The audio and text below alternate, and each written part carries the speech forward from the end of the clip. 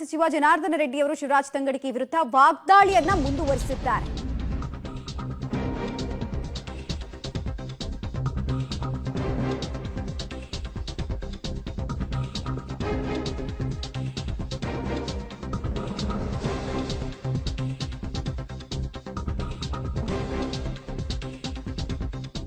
ಶಿವರಾಜ್ ತಂಗಡಗಿ ವಿರುದ್ಧ ಮಾತಿನ ಮಲ್ಲ ಯುದ್ಧವನ್ನ ಮಾಡ್ತಾ ಇದ್ದಾರೆ ಜನಾರ್ದನ ರೆಡ್ಡಿ ಅವರು. ಮಾಜಿ ಸಚಿವ ಹಾಲಿ ಶಾಸಕರು, ಸಂಸ್ಕಾರ ಇಲ್ಲದ ಕಾಂಗ್ರೆಸ್ ಪಕ್ಷದ ಮಂತ್ರಿ ತಂಗಡಗಿ ಕಪಾಳಕ್ಕೆ ಹೊಡೆಯೋದಕ್ಕೆ ರೆಡಿ, ಆದ್ರೆ ಅದು ಬಿಜೆಪಿ ಸಂಸ್ಕಾರ ಸಂಸ್ಕೃತಿ ಅಲ್ಲ ಅಂತ ಜನಾರ್ದನ ರೆಡ್ಡಿ ಅವರು ತಿರುಗೇಟು ಕೊಟ್ಟಿದ್ದಾರೆ. ಕೊಪ್ಪಳದಲ್ಲಿ ಈ ಮೂಲಕ ಮತ್ತೆ ಜೋರಾಗ್ತಾ ಇದೆ Tangadagi versus Reddy talk fight.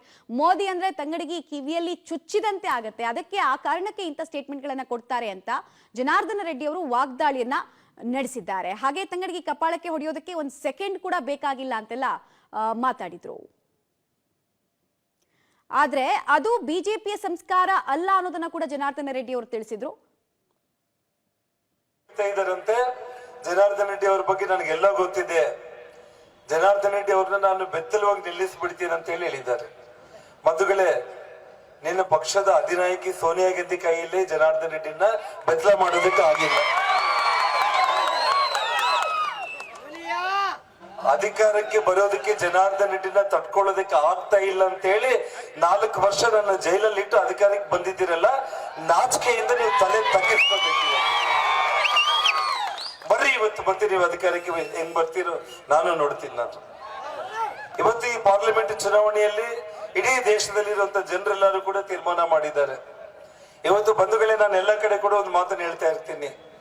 ನಮ್ಮ ದೇಶದಲ್ಲಿ ನಾವೆಲ್ಲರೂ ಕೂಡ ನಂಬಿರೋದು ಕರ್ಮ ಸಿದ್ಧಾಂತ. ನಾವು ಏನು ಒಳ್ಳೇದನ್ನ ಮಾಡ್ಕೊಂತೀವೋ ಒಳ್ಳೇದೇ ನಮ್ಮ ಹಿಂದೆ ಬರುತ್ತೆ, ವಾಪಸ್ ಬರುತ್ತೆ. ಕೆಟ್ಟದನ್ನ ಮಾಡ್ಕೊಂಡ್ರೆ ಕೆಟ್ಟದ್ದು ನಮಗೆ ವಾಪಸ್ ಬರುತ್ತೆ.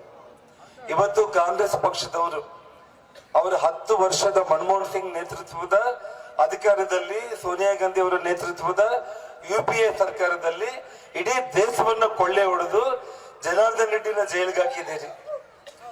ಆಂಧ್ರದಲ್ಲಿ ಜಗನ್ಮೋಹನ್ ರೆಡ್ಡಿ ಅವ್ರನ್ನ ಜೈಲಿಗೆ ಹಾಕಿದ್ದೀರಿ. ತಮಿಳುನಾಡಲ್ಲಿ ಕನಿಮೊಳಿ ಅವ್ರನ್ನ ಜೈಲಿಗೆ ಹಾಕಿದ್ದೀರಿ. ನಮ್ಮ ಅಭಿನವ ಸರ್ದಾರ್ ವಲ್ಲಭಾಯ್ ಪಟೇಲ್, ಅಮಿತ್ ಶಾ ಅವ್ರನ್ನ ಜೈಲಿಗೆ ಹಾಕಿದ್ದೀರಿ. ನೀವು, ನಿಮಗೆ ನಾಚಿಕೆ ಇಲ್ಲ? ಅಧಿಕಾರಕ್ಕೋಸ್ಕರ 25-30 ದೊಡ್ಡ ದೊಡ್ಡ ಕುಟುಂಬಗಳನ್ನ ಜೈಲಿಗೆ ಹಾಕುವಂತ ಪ್ರಯತ್ನ ಮಾಡಿ ನೀವು ಬೆತ್ತಲಾಗಿದ್ದೀರಿ ಈ ದೇಶದಲ್ಲಿ. ಮೋದಿ ಮೋದಿ ಅನ್ನುವಂತ ಶಬ್ದ ಈ ನಮ್ಮ ಕೊಪ್ಪಳ ಜಿಲ್ಲೆಯ ಉಸ್ತುವಾರಿ ಮಂತ್ರಿ ಸಚಿವ ಶಿವರಾಜ್ ತಂಗಡಗಿ ಅವರ ಕಿವಿಗೆ ಅದು ಮುಳ್ಳಲ್ಲಿ ಚುಚ್ಚಿದ್ರೆ ಹೆಂಗಾಗ್ತಾ ಇದೋ ಪಾಪ ಹಂಗಾಗ್ತಾ ಇದೆ ಬಂಧುಗಳು. ಇವತ್ತು ಯಾರಾದ್ರೂ ಮೋದಿ ಮೋದಿ ಅಂತೇಳಿ ಕೂಗಿದ್ರೆ ಅವ್ರ ಕಪಾಳಕ್ಕೆ ಕೊಡಿರಿ ಅಂತ ಹೇಳಿ ಹೇಳ್ತಾರೆ ಅಂತಂದ್ರೆ ಎಷ್ಟು ತಲೆ ಕೆಟ್ಟಿರ್ಬೇಕು ಬಂಧುಗಳೇ. ಇವತ್ತು ಕಪಾಳಕ್ಕೆ ಕೊಡಿರಿ ಅಂತೇಳಿ ಸಂಸ್ಕಾರ ಸಂಸ್ಕೃತಿ ಇಲ್ದಿರುವಂತ ಒಂದು ಕಾಂಗ್ರೆಸ್ ಪಕ್ಷದ ಮಂತ್ರಿ ತಂಗಡಿಗೆ ಆ ಮಾತನ್ನು ಹೇಳಿದ್ರೆ, ಇವತ್ತು ತಂಗಡಿಗೆ ಕಪಾಳಕ್ಕೆ ಹೊಡಿಬೇಕಂತಂದ್ರೆ ನಮಗೆ ಒಂದು ಸೆಕೆಂಡ್ ಕೂಡ ಟೈಮ್ ಬೇಕಾಗಿಲ್ಲ ಬಂಧುಗಳೇ. ಇವತ್ತು ಆದ್ರೆ ಅದು ಭಾರತೀಯ ಜನತಾ ಪಕ್ಷದ ಸಂಸ್ಕಾರ ಸಂಸ್ಕೃತಿ ಅಲ್ಲ. ಮೋದಿ ಮೋದಿ ಅಂತೇಳಿ 2 ಬಾರಿ ತಾವು ನೆನೆಸ್ಕೊಂಡು ಇವತ್ತು ಭಾರತೀಯ ಜನತಾ ಪಕ್ಷದ ಕಮಲದ ಗುರುತಿಗೆ ನೀವು ಮತ ಚಲಾಯಿಸಿದ್ರೆ, ಆ 2 ಬಾರಿ ನೀವು ಮೋದಿ ಮೋದಿ ಅಂತ ನೀವು ಮತ ಚಲಾಯಿಸ್ತೀರಲ್ಲ, ಆ ತಂಗಡಿಗೆ 2 ಕಡೆ ಇರುವಂತ ಕೆನ್ನೆಗೆ ಕಪಾಳಕ್ಕೆ ಬಾರಿಸಿದಂಗಾಗುತ್ತೆ ಬಂಧುಗಳಿಗೆ. ಇವತ್ತು ಸಂಸ್ಕಾರ ಇಲ್ಲ. ಯಾವ್ದಾದ್ರು ಗ್ರಾಮ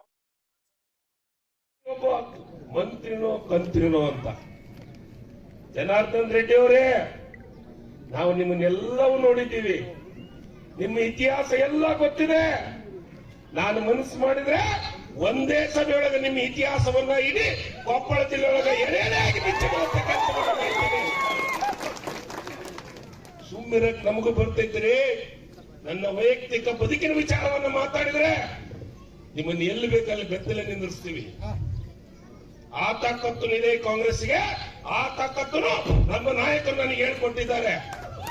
ನಿಮ್ಮ ವಿಚಾರ ಸುಳ್ಳು ಹೇಳಕ್ ನನಗೆ ಬರಂಗಿಲ್ಲ. ನನ್ ಸತ್ಯ ಹೇಳಿದ್ದೀನಿ. 15 ಲಕ್ಷ ಕೊಟ್ಟಿದ್ದೀರಾ ಏನ್ರಿ? ಯಾರು ಕಪಾಳ ಕೊಟ್ಟಿದ್ದಾರೆ ಜನ ಗೊತ್ತಾಗತ್ತೆ. 2 ಕೋಟಿ ಉದ್ಯೋಗ ಕೊಡ್ತೀನಿ ಅಂದಿದ್ರು, ಕೊಟ್ಟಿದ್ದೀರಾ? ಬಿಜೆಪಿ ಒಂದು ವಾಷಿಂಗ್ ಮಷಿನ್ ಇಟ್ಟಾರೆ ಪಾರ್ಟಿ ಆಫೀಸ್.